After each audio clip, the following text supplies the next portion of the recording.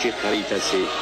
Cəmi 23 ay mövcud olmuş, lakin bu müddətdə Azərbaycana çox şey vermiş respublika.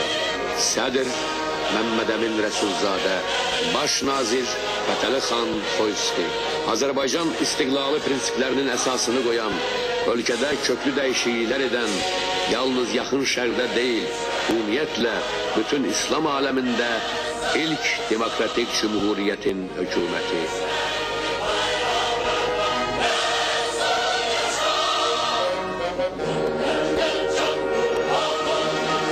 Azərbaycanın 28 may 1918-ci ildə qəbul edilmiş İstiqlal Bəyannaməsi.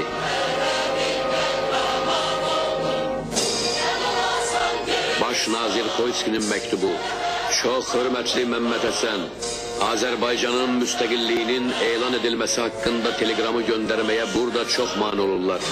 Telegramın rus və fransız mətnlərini sizə göndərirəm ki, radio ilə verəsiz.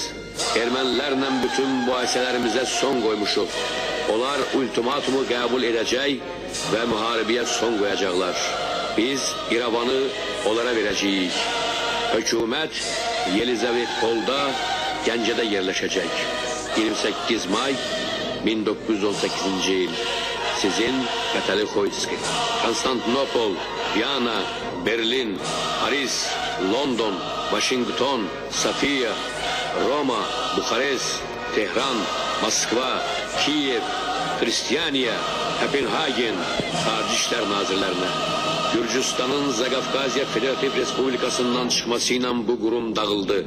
Azərbaycan Milli Şurası bu ilin 28 mayında Şərqi və Cənubi Zaqafqaziya ərazisindən təşkil edilmiş Azərbaycanın müstəqilliyini elan etdi.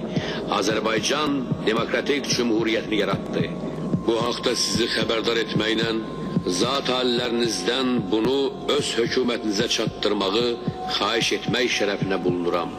Xoyski, Azərbaycan Respublikası Nazirlər Şurasının sədri. Eyni şey fransız dilində. Azərbaycanın müstəqil demokratik cümhuriyyət elan edilməsi şərəfinə buraxılmış xatirə medalı, marka, qızıl pulla bərabər işlənən Azərbaycan pulu.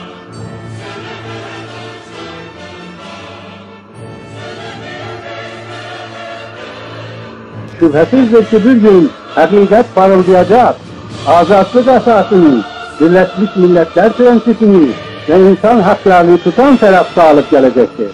Bu qalibiyyət günəşi, qızıl istiqlal zülmü altında inləyən əziz vətənimizdə 1918-28 Mayıs kimi yenidən doğacaqdır. Buna qətiyyən şübhə etməyiniz vətəndaşlar.